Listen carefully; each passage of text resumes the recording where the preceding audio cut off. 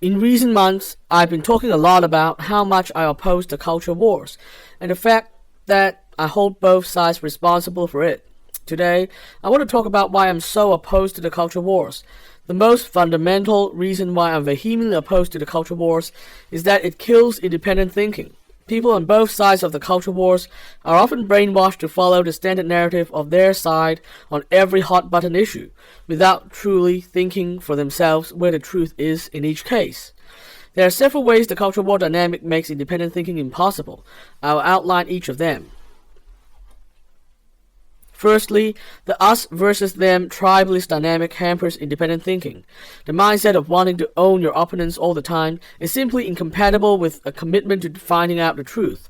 Those with this mindset simply can't accept that the other side can be partly right too, which is actually the case more often than not. Secondly, because of the need to defeat your opponents at all costs, everything becomes justifiable. In the quest to defeat the other side, unsound ideas become accepted. Biased reporting, half-truths, and semi-lies become accepted and normalized as long as they are deemed useful, even if they actually have a harmful effect on real lives and or broader society. Individuals are dehumanized, decency and compassion are dispensed with, as long as your side wins. I'm worried that in real life we have already gotten to this phase.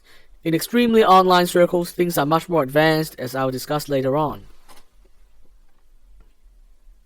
Once a mindset where winning is more important than the truth is established, we enter the next phase. Bad faith actors, often with hidden or not so hidden extremist agendas, come in to take advantage of the dynamic, to push their agendas.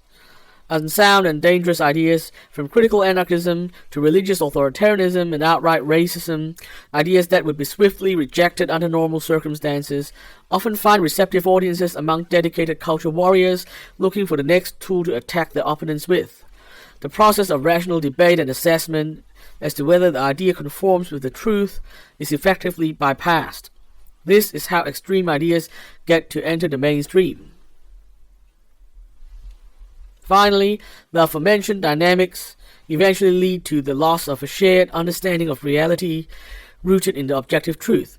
Once we reach this point, it becomes almost impossible for those on the opposite sides to have a productive conversation. An endless stalemate ensures, further encouraging all the aforementioned dynamics. The truth is compromised further and further, and biased reporting and half-truths eventually evolve into basically outright lies. This is how we get to the crisis of people becoming unable to discern the truth at all. I believe the extremely online segment of the Western world is already at this phase, which is why online discourse is so toxic. To halt and reverse this progression and to return to a healthy society where there is a rational discourse rooted in the objective truth, we must put an end to the culture wars. The culture wars must be ended at all costs as a matter of emergency, because there is no other way out.